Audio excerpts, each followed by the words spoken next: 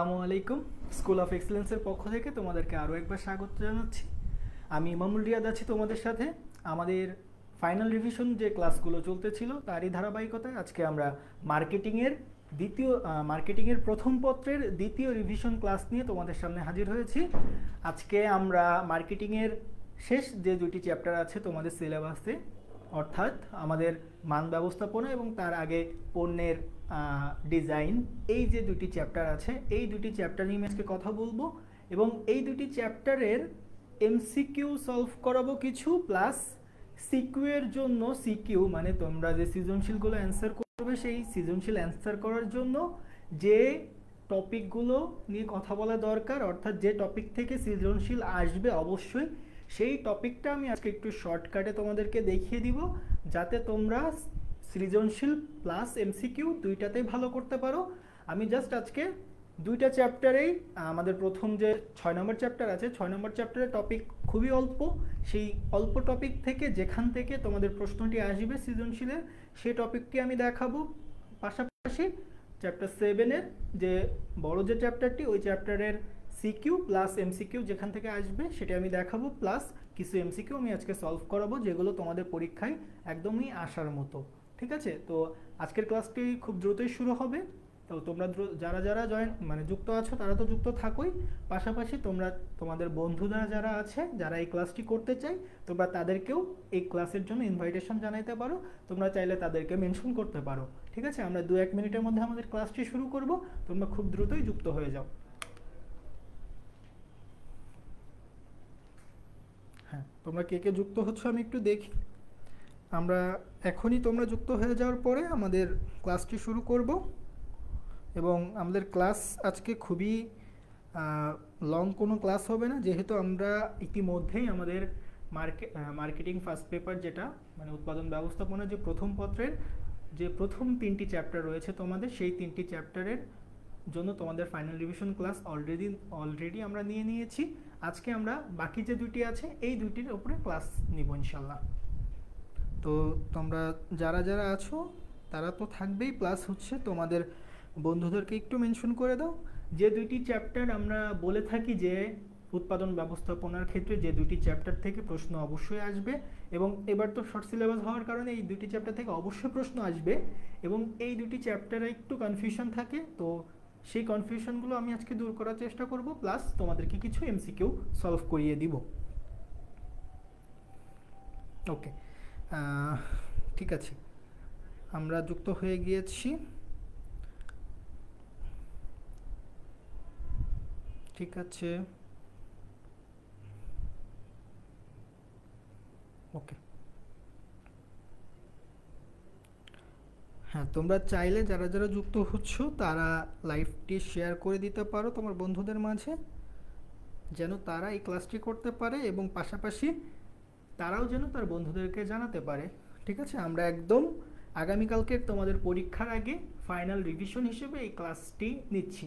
তোমরা মোটামুটি এর ভিতরেই প্রস্তুতি গুছিয়ে নিয়েছো, কারণ একটা লম্বা সময় ধরে তোমরা সময় পেয়েছো। তোমাদের লাস্ট 13 তারিখে পরীক্ষা হওয়ার পরে তোমরা একটা বড় একটা গ্যাপ পেয়েছো, যার কারণে তোমরা তোমাদের প্রস্তুতিটাকে আরও সুন্দরভাবে গুছিয়ে নিয়েছো। এখন শেষ মুহূর্তে তোমরা শুধু তোমাদের রিভিশনের কাজটি করবে এবং এই ক্ষেত্রে আমি তোমাদেরকে সেই সহযোগিতাটা করব। ওকে, ঠিক আছে, আমরা হ্যাঁ আমাদের ক্লাস শুরু করে দিব। যারা যারা আছো তারা তো থাকবেই, প্লাস যারা নাই তাদেরকে তোমরা জানাতে পারো। আমরা এখনই ক্লাসটি শুরু করতেছি। ওকে, হ্যাঁ,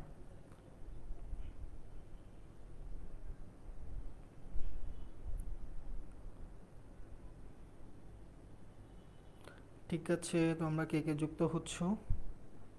হ্যাঁ, আমরা আজকে খুবই শর্ট একটা ক্লাস নিব, যার কারণে খুব দ্রুতই আমরা হচ্ছে আমাদের ক্লাসটি শেষ করব।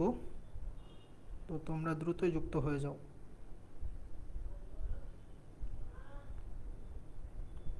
ওকে, হ্যাঁ,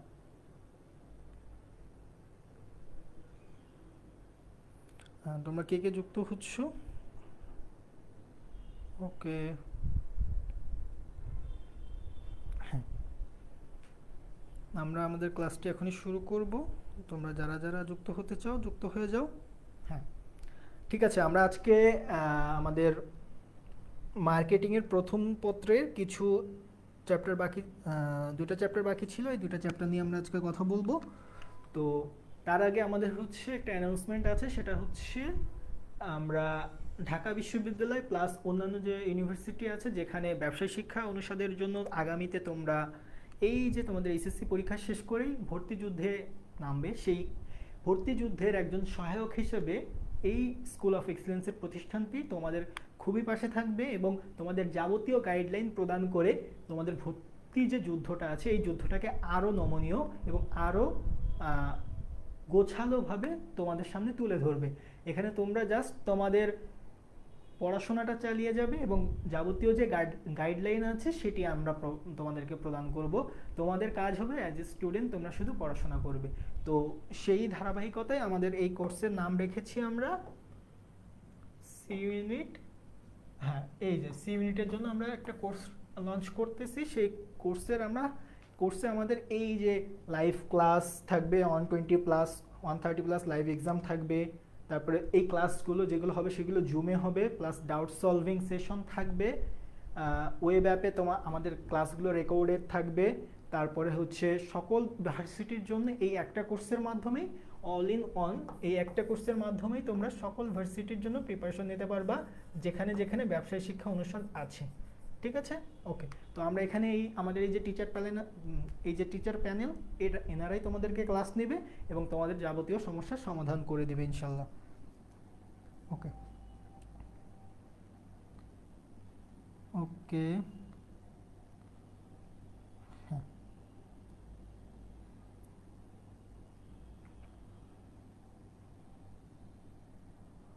ওকে আমরা আমাদের ক্লাস শুরু করি। হ্যাঁ, আমাদের ক্লাস আমরা শুরু করে দিব এখন। তোমরা যারা যুক্ত হয়েছো তারা থাকো, আমরা হচ্ছে আমাদের ক্লাসটি শুরু করে দিচ্ছি। ওকে,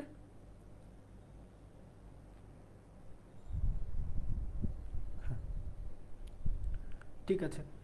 আমাদের আজকের ক্লাসটি হচ্ছে উৎপাদন ব্যবস্থাপনা ও বিপণন প্রথম পত্রের ফাইনাল রিভিশন ক্লাস 2। ওকে, 2 নম্বর ক্লাস আজকের। আচ্ছা, আমরা হচ্ছে প্রথমে চ্যাপ্টার 6 দেখব। চ্যাপ্টার 6-এর ক্ষেত্রে আমরা একটা টপিকই চ্যাপ্টার 6-এর জন্য ইম্পর্টেন্ট, সেটি হচ্ছে পণ্য ডিজাইনের যে পর্যায়, যেটি তোমাদের সিলেবাসের অন্তর্ভুক্ত আছে, এই পর্যায়টা নিয়ে আমরা কথা বলবো। দেন আমরা কিছু এমসিকিউ সলভ করব। ওকে, আচ্ছা। যাদের একেবারে প্রস্তুতি গোছানো না তারা জাস্ট আজকের এই স্লাইডটি পড়লেই, আজকে ক্লাসটি করলেই চ্যাপ্টার 6 এবং চ্যাপ্টার 7 থেকে একদম পরিপূর্ণ অ্যান্সার করতে পারবেন। ওকে, হ্যাঁ, আপনাদের নতুন করে আর কোনো প্রিপারেশনের দরকার হবে বলে মনে হয় না। আপনারা জাস্ট আজকের ক্লাসটি যদি ফলো করেন, আজকের ক্লাস ফলো করলেই আপনারা আপনাদের কাঙ্ক্ষিত যে ফলাফল সেটি অর্জন করতে পারবেন বলে আমি মনে করি। ওকে, ঠিক আছে, আমরা শুরু করি। আমরা হচ্ছে একটু এমসিকিউতে চলে যাই। বলছে প্রথম এমসিকিউটা এখানে বলছে যে আমরা এমসিকিউ পড়বো এবং পাশাপাশি আমাদের যে সলিউশনটা আছে সেই সলিউশনটা আমরা আমাদের রিটেন পার্টের জন্য যেটা রেখেছি এই রিটেন পার্ট থেকে আমরা নিব। ওকে, তো বলছে পণ্য ডিজাইনের প্রথম পর্যায় কোনটি? আমরা একটা পণ্য যখন ডিজাইন করব নতুন করে, প্রথমবারের মতন বাজারে কোনো পণ্য নিয়ে আসব, সেই পণ্যটা প্রথম পর্যায় কোনটি? এখন আমি বাজারে একটা স্মার্টফোন নিয়ে আসব। হ্যাঁ, আমি বাজারে যদি একটা স্মার্টফোন নিয়ে আসতে চাই, এই স্মার্টফোনটা নিয়ে আসার জন্য আমাদেরকে সর্বপ্রথম কোন কাজটি করতে হবে? তো সর্বপ্রথম আমাদেরকে যে কাজটি করতে হবে, আমাদের মূলত সবার আগে কোন কাজটি করতে হয়, আমাদের এখানে অপশনগুলো আমরা একটু দেখি। চূড়ান্ত উৎপাদন। এখন পণ্য ডিজাইনে হলো না, আমরা এখন উৎপাদনের কাজে যদি চলে যাই সেটি কিন্তু কোনোভাবেই কাম্য না। কারণ আমরা আগে পণ্যটাকে ডিজাইন করব, দেন আমরা সেটি উৎপাদন করব চূড়ান্তভাবে। মানে আমার ভোক্তা যারা আছে তাদেরকে সাপ্লাই দেওয়ার জন্যই আমি চূড়ান্তভাবে সেটা উৎপাদন করব। বলছে সামর্থ্য বিশ্লেষণ, তার মানে কি এই পণ্যটাকে আমি উৎপাদন করতে পারবো কি পারবো না। ধারণা উন্নয়ন, আমি একটা ধারণা তৈরি করেছি, সেই ধারণাটাকে আসলেই মার্কেটে খাপ খাবে কিনা সেটা। এবং সর্বশেষ হচ্ছে এখানে সর্বশেষ যে অপশনটা দেওয়া আছে সেটি হচ্ছে উদ্যোগ। এই উদ্যোগ দিয়ে কি বোঝানো হচ্ছে?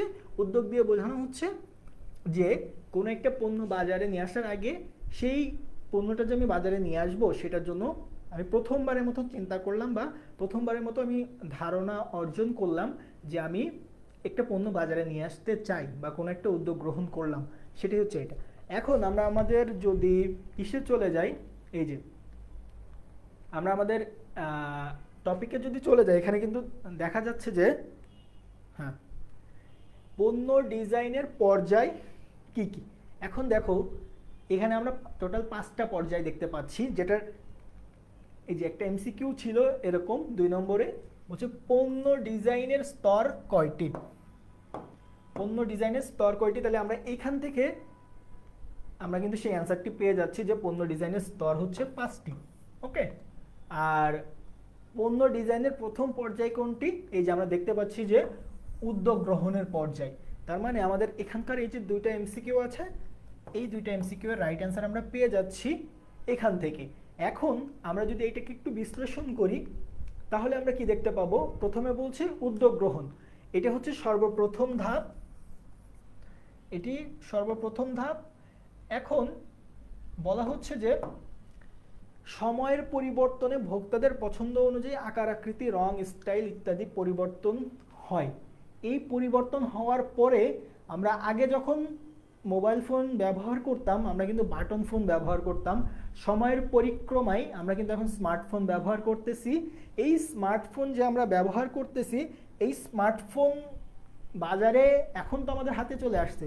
এটা যখন প্রথম পর্যায়ে বাজারে এসেছিল তখন এটার একটা ধারণা কেউ একজন নিয়ে এসেছিল যে স্মার্টফোন ব্যবহার করতে হবে, ঠিক আছে। তারপরে কোন একটা ডিফারেন্সিয়েটেড কোন একটা প্রোডাক্টের কথা যদি আমরা চিন্তা করি, যেমন অ্যাপেলের যে আইফোন আছে, যেটা আমরা হচ্ছে পশ হিসাবে ধরি, মানে ফোনগুলোর ভিতর থেকে সবচেয়ে ফিচার ভালো যে ফোনটা সেটা আমরা যদি ধরি তাহলে আমরা আইফোনের কথা চিন্তা করতে পারি। এই আইফোনটাও কিন্তু 2007 সালে প্রথম মাইক্রোসফট বাজারে নিয়ে আসে, তার আগে পর্যন্ত কিন্তু এটা বাজারে ছিল না। এখন বাজারে তখন তারা প্রথমবারের মতো এই আইফোনটাকে লঞ্চ করে, সেই ধাপটাকে আমরা বলতেছি উদ্যোগ গ্রহণের পর্যায়। ওকে, দেন নেক্সট স্টেপ আমাদের কি ছিল? নেক্সট স্টেপ ছিল হচ্ছে ধারণা উন্নয়ন। ধারণা উন্নয়নের ক্ষেত্রে আমরা কি করি? ধারণা উন্নয়নের ক্ষেত্রে যেসব কাজ করতে হয় সেটা হচ্ছে ক্রেতাকে জরিপ করতে হয়। আমার যারা ক্রেতা আছে তারা কি আমার এই পণ্যটি চায় কিনা, ঠিক আছে, আমার যারা ক্রেতা আছে তারা এই পণ্যটি চায় কিনা সেটা আমরা জরিপ করব। ক্রেতাদের রুচি কেমন, তাদের পছন্দ কেমন, এবং বাজারে আমি যে প্রোডাক্টটা নিয়ে আসতে চাচ্ছি এর কোনো প্রতিযোগী আছে কিনা, বা এই প্রোডাক্টটা আমি যে নিয়ে আসবো এটা কি বাজারে চলবে কিনা। তারপরে হচ্ছে প্রতিযোগীর যদি কোনো পণ্য থাকে সেটা বিশ্লেষণ করব। অভ্যন্তরীণ কর্মী প্রকৌশলীদের সাথে আলাপ আলোচনা, অভ্যন্তরীণ এবং বাহ্যিক গবেষণা। তার মানে আমি টোটাল এখানে আমরা দেখব যে আমি যে পণ্যটা বাজারে আনতে যাচ্ছি এটার সাথে রিলেটেড যে বিষয়গুলো আছে এইগুলো নিয়ে আমি পর্যালোচনা করব আমার পণ্যটা বাজারে নিয়ে আসার আগে বা উৎপাদন করার আগেই, ঠিক আছে। এখন তারপরে স্টেপে আমরা কি করব? সামর্থ্য বিশ্লেষণ করব। আমি যে পণ্যটার কথা চিন্তা করলাম এই পণ্যটা তৈরি করার জন্য আমাদের প্রতিষ্ঠানের কোনো সামর্থ্য আছে কিনা, আমার প্রতিষ্ঠান যে পণ্যটা তৈরি করবে এটার জন্য আমার সামর্থ্য আছে কিনা এটা আমরা দেখব। তো এক্ষেত্রে কি কি সামর্থ্য আমরা চেক করব সেটি হচ্ছে পণ্যের চাহিদা কেমন আছে, অতিরিক্ত আমি যে পণ্যটা বাজারে নিয়ে আসবো এই পণ্যটা বাজারে নিয়ে আসলে বাজারে হচ্ছে এই পণ্যটা খাপ খাবে কিনা। আবারও আমরা মোবাইল ফোনের উদাহরণে যদি ফিরে যাই, আমাদের যে বাটন ফোনের কথা আমি বললাম, এই বাটন ফোন কিন্তু এখন বাজারে কিন্তু তেমন একটা নাই। এখন আমি যদি কোনো একটা নতুন বাটন ফোন বাজারে আনতে চাই, এই আনতে চাওয়ার ফলে আমি যদি পণ্যের বাজারে চাহিদা দেখতে যাই তাহলে দেখব যে আমার এই পণ্যটার চাহিদা বাজারে নাই, ঠিক আছে। ওকে, এরপর বলছে অতিরিক্ত সামর্থ্য চিহ্নিতকরণ, যে সামর্থ্যের অতিরিক্ত তুমি যতটুকু উৎপাদন করতে পারবা তার চেয়ে বেশি সামর্থ্য তোমার আছে কিনা, বাজারে যতটুকু পণ্য চাই তার চেয়ে বেশি সামর্থ্য তোমার আছে কিনা, প্রয়োজনীয় সামর্থ্যের ব্যবস্থা গ্রহণ এবং এইটা হচ্ছে উৎপাদনমুখী পর্যায়। তার মানে এই পর্যায়ে এসে আমি চিন্তা করতেছি যে আমি কতটুকু উৎপাদন করব, সেটা আমার এখান থেকেই সেট করতে হবে। এই জন্য বলছি এটা হচ্ছে উৎপাদনমুখী পর্যায় এবং কারিগরি দক্ষতা নির্ধারণ করতে হবে।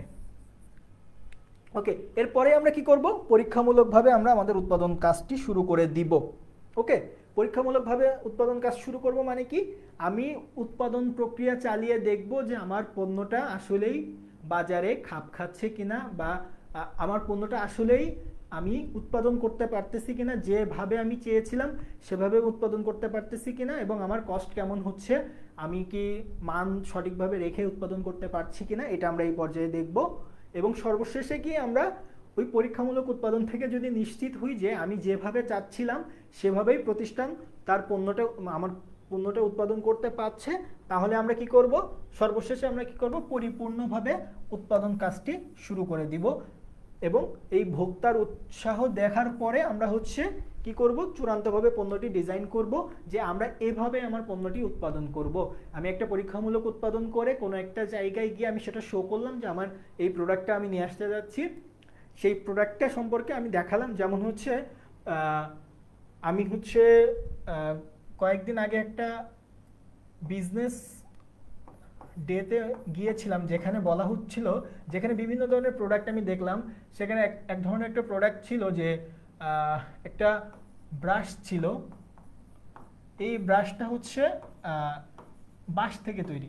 এখন সেই ব্রাশটি হচ্ছে এটা হচ্ছে মেইনলি গ্রামীণ ব্যাংকের সাথে রিলেটেড একটা প্রোডাক্টের কথা আমি বলছি, তার আন্ডারে একটা প্রতিষ্ঠানে এই পণ্যটি তৈরি করতেছে, যেটি থেকে হচ্ছে যে ব্রাশটি তৈরি হচ্ছে বাঁশ থেকে, এই বাঁশ থেকে যে ব্রাশটি তৈরি হচ্ছে সেটা পরিবেশ বান্ধব। তো আমরা নর্মালি এখন যে ব্রাশগুলো ইউজ করি এগুলো হচ্ছে প্লাস্টিক বা এই টাইপসের জিনিসপত্র দিয়ে তৈরি করা। তো এই যে প্রোডাক্টটি কিন্তু এখনো বাজারে আসে নাই পরিপূর্ণভাবে।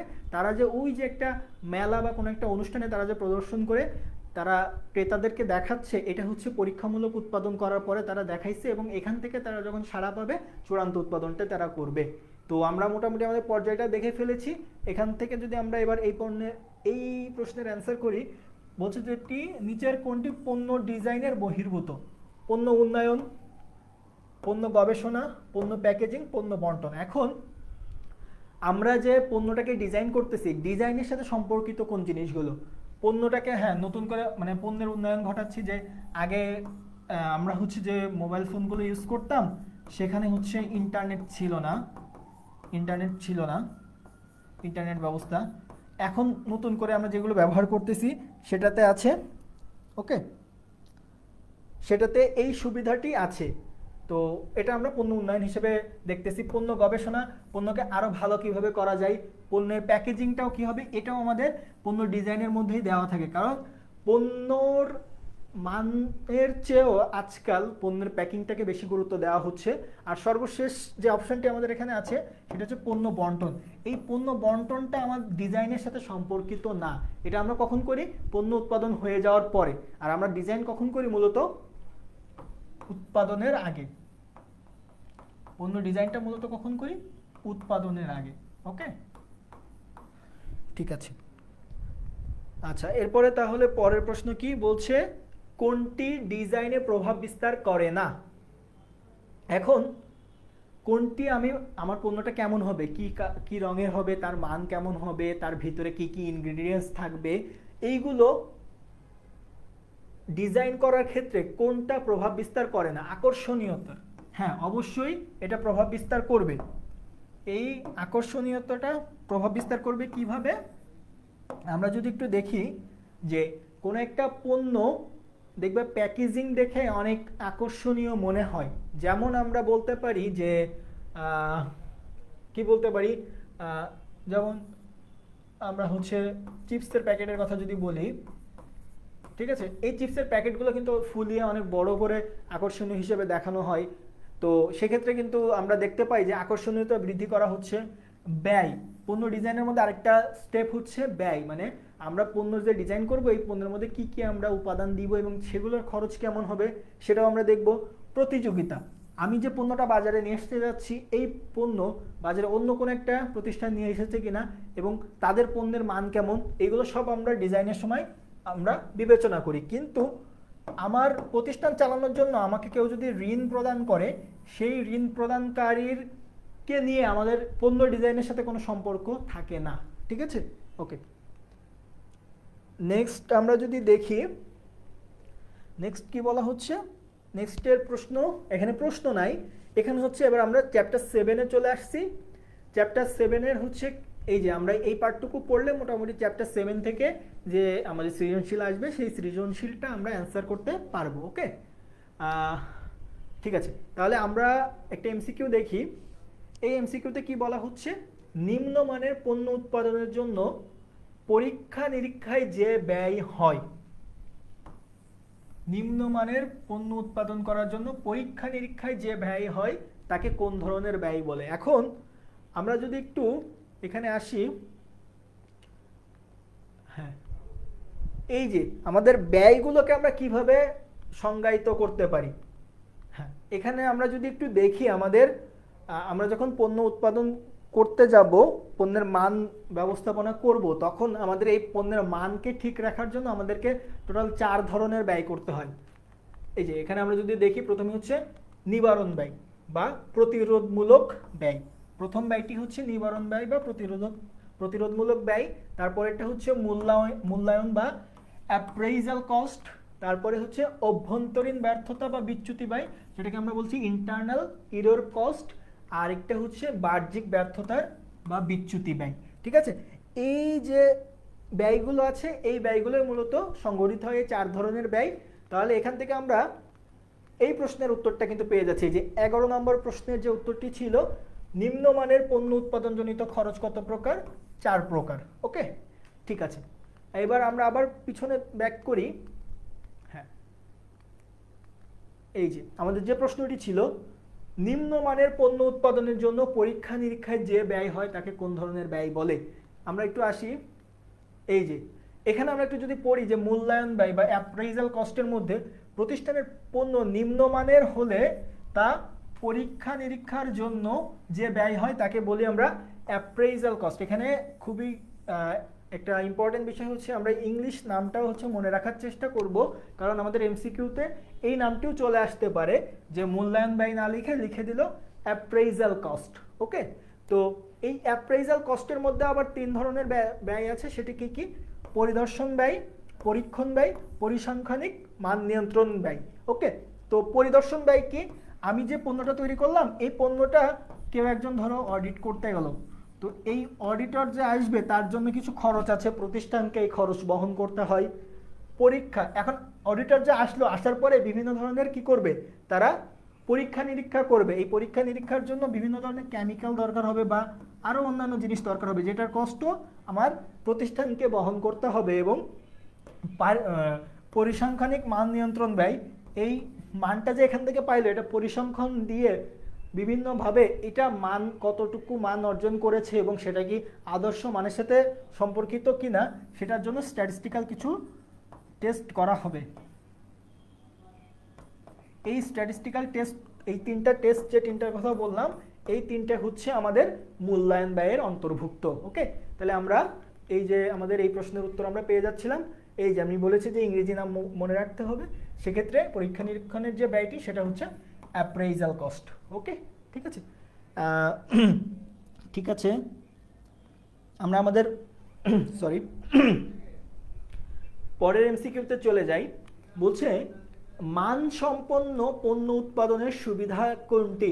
আমি যদি আমার পণ্যটা মানসম্মতভাবে তৈরি করি তাহলে আমি কোন সুবিধাটি পাব? উৎপাদন খরচ হ্রাস। এই উৎপাদন খরচ হ্রাস, আমি যদি মানসম্মত পণ্য উৎপাদন করি, সবসময় আমার পণ্যের উৎপাদন খরচ হ্রাস হবে না। সেক্ষেত্রে আমার মাঝে মাঝে আমার পণ্যের উৎপাদন খরচ কি হতে পারে? বেড়ে যেতে পারে। যেমন আমি যখন নর্মাল একটা অ্যান্ড্রয়েড ফোন উৎপাদন করতে যাব, নর্মালি হচ্ছে আমার 15 থেকে 16,000 টাকা কস্ট হবে, সেটা আমি ধরো 30,000 টাকায় সেল করতে পারবো। ঠিক আছে, কিন্তু আমি যদি আইফোন উৎপাদন করতে যাই, সেক্ষেত্রে আমার কিন্তু মোটামুটি 50 to 55 কে আমার কস্ট হয়ে হবে। সেক্ষেত্রে কিন্তু আমি কস্ট কিন্তু কমাইতে পারতেছি না, কিন্তু আমার পণ্য যে মান আছে এই মান নিয়ন্ত্রণ করতে গেলে উৎপাদন খরচ কমাইলে কিন্তু মানও কমে আসবে, যার কারণে এটি হচ্ছে না।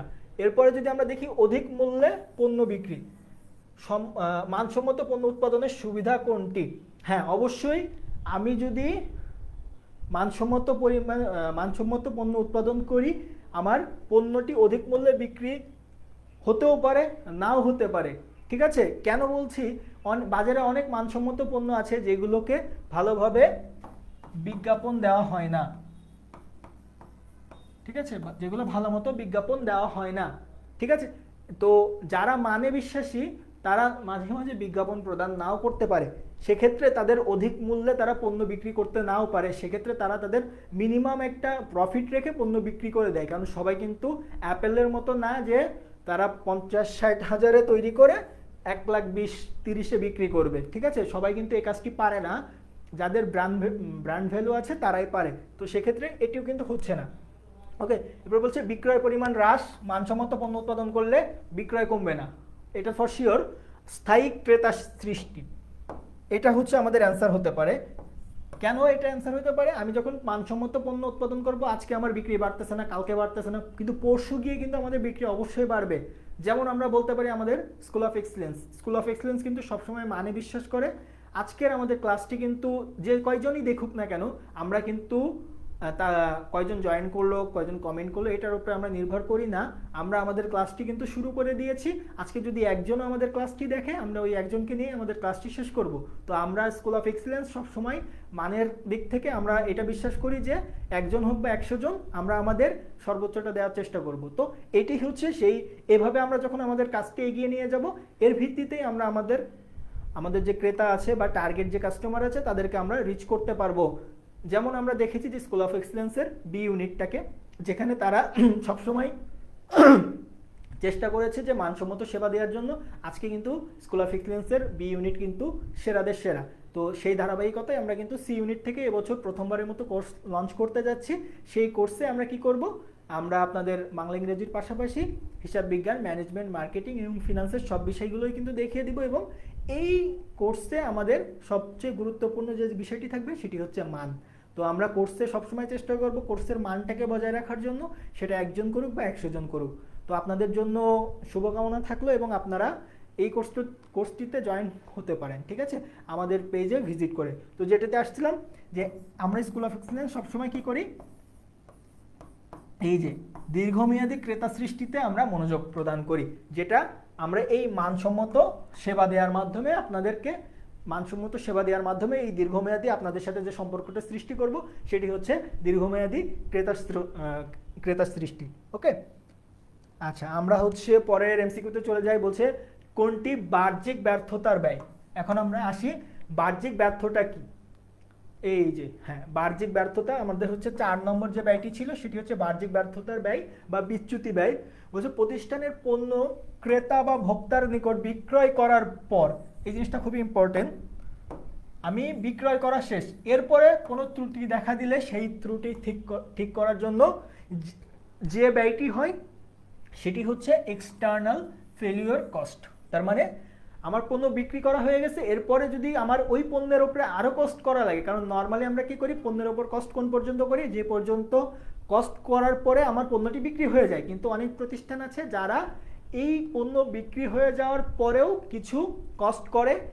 এটা কিসের জন্য করে? ক্রেতা সন্তুষ্টি অর্জন করার জন্য। যেমন কি কি ব্যয় হতে পারে? ওয়ারেন্টি দিতে পারে, মামলা পরিচালনা ব্যয়। হ্যাঁ, এই দুইটা ব্যয় কেমন হতে পারে? আমি একটা পণ্য দিলাম, যেমন অল্টন কোনো একটা টিভি বিক্রি করলো, এই টিভি বিক্রি করার পরে সে কি করলো, বললো যে 5 বছরের ওয়ারেন্টি আছে। তো এই 5 বছরের ওয়ারেন্টি 5 বছরের মধ্যে যদি নষ্ট হয়ে যায়, সেটা ঠিক করতে দেখা গেলো 5,000 টাকা খরচ হলো। এই 5,000 টাকা খরচ কিন্তু অল্টনকে বহন করতে হবে। এটি হচ্ছে ওয়ারেন্টি এবং মামলা পরিচালনা ব্যয়। অনেক সময় দেখা যায় প্রতিষ্ঠানের পণ্য ব্যবহার করে অনেকে অসুস্থ হয়ে যায়, যার ফলে ওই প্রতিষ্ঠানের বিরুদ্ধে মামলা হয়। এই মামলা হওয়ার পরে ওই মামলা কিন্তু প্রতিষ্ঠানকে পরিচালনা করতে হয়। এখন এই মামলার যে কস্টটা, এটা কিন্তু কেউ বাসা থেকে এনে দিবে না, ওই প্রতিষ্ঠানে এই মামলাটার কস্ট বহন করবে। তো এই কস্টটাকেও আমরা কি করি, ওই পণ্যের অন্তর্ভুক্ত করে দিই, যে পণ্যের মান রিলেটেড কস্টের মধ্যে বাহ্যিক ব্যর্থতা বা বিচ্যুতি ব্যয় এইটার মধ্যে মামলা পরিচালনার ব্যয়টিও অন্তর্ভুক্ত থাকবে। ঠিক আছে, তাহলে আমাদের এই যে এমসিকিউ এর অ্যান্সার আমরা করতে পারতেছি যে কোনটি বাহ্যিক ব্যর্থতার ব্যয়, সেটি হচ্ছে ওয়ারেন্টি। ওকে, আচ্ছা, এরপরে আমরা আমাদের পরের এমসিকিউতে দেখি বলছে কোনটি মূল্যায়ন ব্যয়।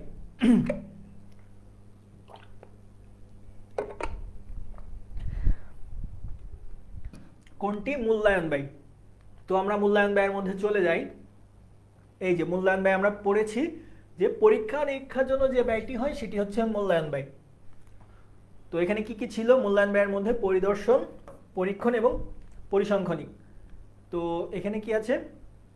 এই যে পরীক্ষণ, পরীক্ষণ যে ব্যয়টা এটা হচ্ছে আমাদের মূল্যায়ন ব্যয়। ওকে, পরে এমসিকিউ বলি, মান ব্যবস্থাপনার জনককে, এটা একটা মুখস্থ পড়া, এটা জাস্ট এমসিকিউ আকারে আসলে আপনারা অ্যান্সার করে দিবেন ডব্লিউ ডেনিং। তো মান ব্যবস্থাপনার জনককে ডব্লিউ ডেনিং। ঠিক আছে, ওকে, এখানে পড়ানো কিছু নাই। পরেরটাতে আসি, পণ্যের মান নিরীক্ষা সংক্রান্ত যে ব্যয় হয় সেই ব্যয়টি কোনটা অন্তর্ভুক্ত? আমরা একটু আগেই দেখেছি যে এই যে মূল্যায়ন ব্যয়, মান নিয়ন্ত্রণ নিয়ে কাজ করে কোনটি? আমাদের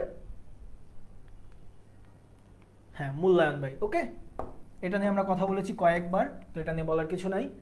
আসি এবার আমরা এই যে আগের এমসিকিউটা এর আগেই সলভ করে ফেলেছি যখন আমরা আমাদের রিটেন পার্টটি পড়েছিলাম। তো পরের 12 নম্বর এমসিকিউতে আমরা কি দেখতে পাচ্ছি যে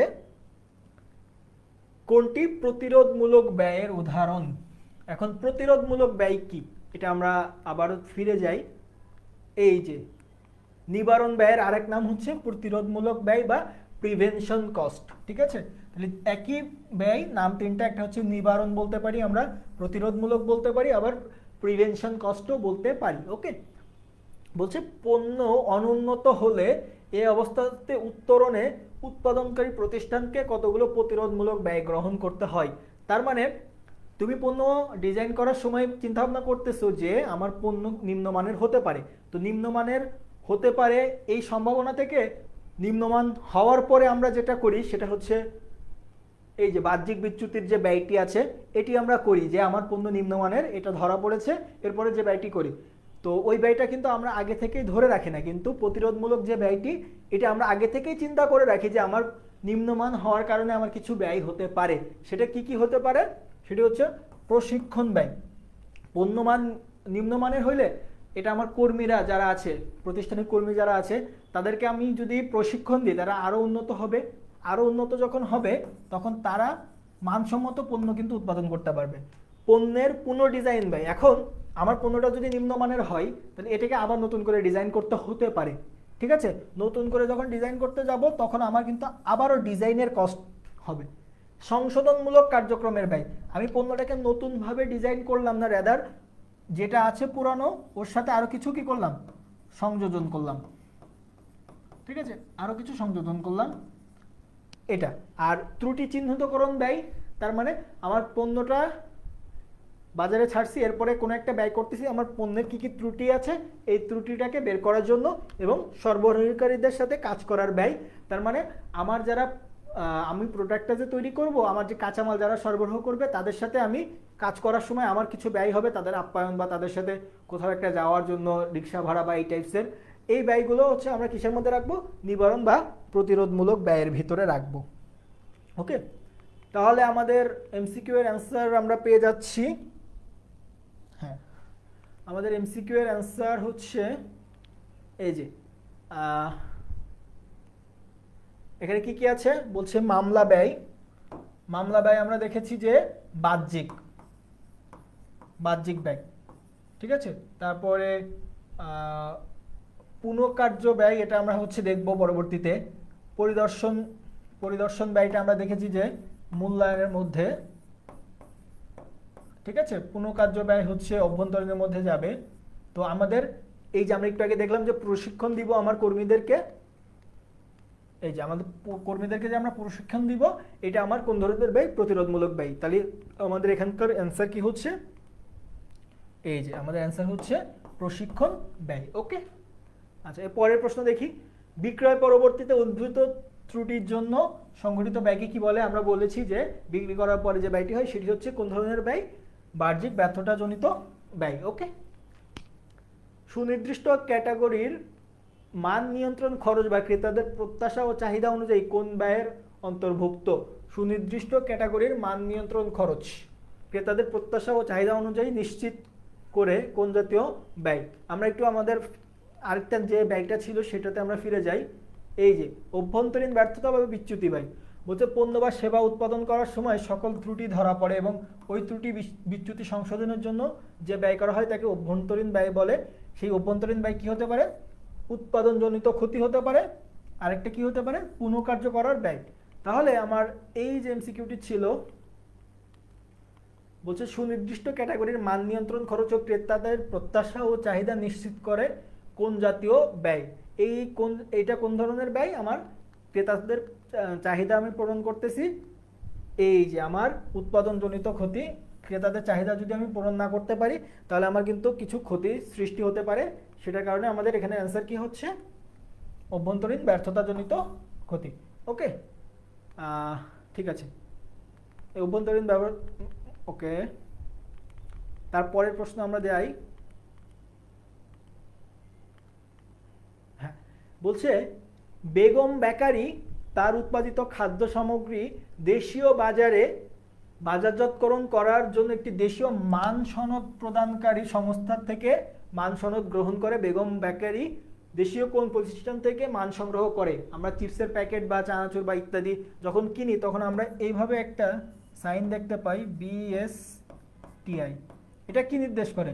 যে ওই পণ্যটি বিএসটিআই থেকে অনুমোদিত। এরকম একটা চিহ্ন কিন্তু প্যাকেটের পিছনে দেওয়া থাকে, যেটাকে আমরা বলতেছি যে পণ্যের মান নির্ণায়ক। তো বাংলাদেশের জন্য যে প্রতিষ্ঠানটি রয়েছে সেটি হচ্ছে বিএসটিআই। ঠিক আছে, বিএসটিআই এর ফুল ফর্ম নিয়ে একটা এমসিকিউ আছে। এই যে সেটি কি? বিএসটিআই এর পূর্ণরূপ কি? বিএসটিআই এর পূর্ণরূপ হচ্ছে বাংলাদেশ স্ট্যান্ডার্ডাইজেশন টেস্টিং ইনস্টিটিউশন। তার মানে Bangladesh standardisation and testing institution. এইটা কি করে? এটি তোমার পণ্য যে তুমি তৈরি করলে এই পণ্যের মান যে ঠিক আছে কিনা বিভিন্ন সনদের মাধ্যমে সেটি সে নিশ্চিত করার ব্যবস্থা করে। ওকে, আসি এরপরের এমসিকিউ। বলছে বিএসটিআই কত সালে প্রতিষ্ঠিত হয়? তো বিএসটিআই যে প্রতিষ্ঠানটি আছে এর প্রতিষ্ঠাকাল কবে? ওকে, তো আমরা এটা মনে রাখবো যে 1985 সালে এর হচ্ছে প্রতিষ্ঠাকাল। ওকে, এরপরের প্রশ্নে আসি। আন্তর্জাতিক মান নিয়ন্ত্রণকারী। এখন আমরা বাংলাদেশে যেমন বিএসটিআই আছে, আন্তর্জাতিক মান নিয়ন্ত্রণের জন্য একটা প্রতিষ্ঠান আছে যেটার নাম আমরা হচ্ছে ইন্টারন্যাশনাল স্ট্যান্ডার্ডাইজেশন অর্গানাইজেশন, যেটাকে আমরা বলছি আইএসও। ঠিক আছে, যেটাকে আমরা কি বলছি? আইএসও। এই আইএসওর কিন্তু বিভিন্ন ধরনের মান আছে যেটি সারা বিশ্বব্যাপী পরিচিত এবং এটি দ্বারাই সারা বিশ্বে কি করা হয়? মান নিয়ন্ত্রণের কাজটি করা হয়। তো আন্তর্জাতিক মান নিয়ন্ত্রণকারী সংস্থার পরিবেশ বিষয়ক সনদ কোনটি? পরিবেশ বিষয়ক সনদটা কোথায় থাকে? সেটি থাকে হচ্ছে আইএসও 14000-এর মধ্যে। ঠিক আছে, আইএসও 14000-এর মধ্যে কি থাকে? আন্তর্জাতিক মান নিয়ন্ত্রণকারী সংস্থার পরিবেশ বিষয়ক সনদ। ঠিক আছে, ওকে।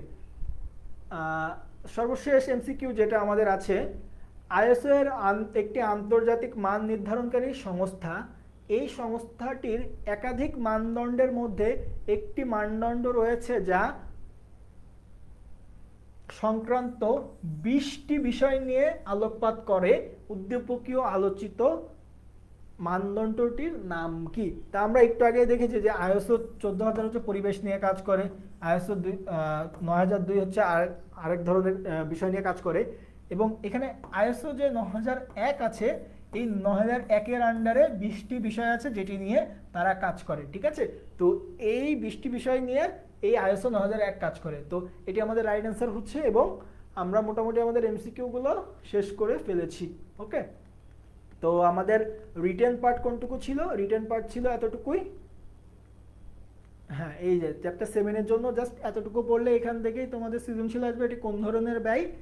আর চ্যাপ্টার 6 থেকে এই যে পণ্য ডিজাইনের যে পর্যায়টি আছে এই পণ্য ডিজাইনের পর্যায় নিয়ে তোমরা যদি পড়াশোনা করো তাহলে এখান থেকে মোটামুটি তোমরা কমন পেয়ে যাচ্ছ। তো আমাদের যে দুটি ক্লাস হয়েছে এই দুইটি ক্লাসের ওপরেই তোমরা যদি প্রিপারেশন নিতে পারো, তোমাদের উৎপাদন ব্যবস্থাপনা ও বিপণনের প্রথম পত্রের আগামীকালকের পরীক্ষা খুবই সুন্দর হবে বলে আমরা আশা করতেছি। এবং আগামীতে পরীক্ষা, এইচএসসি পরীক্ষা শেষ করে তোমাদের সাথে আমাদের খুব দ্রুতই দেখা হবে। আমাদের যে সামনে যে কোর্সটি রয়েছে সি ইউনিটের অনলাইন এক্সিলেন্ট কোর্স, সেখানে তোমাদের সাথে আমাদের দেখা হবে ইনশাল্লাহ। ততক্ষণ পর্যন্ত তোমাদের জন্য শুভকামনা থাকলো। ঠিক আছে, ওকে, দেখা হচ্ছে আগামী কোনো একটা ক্লাসে।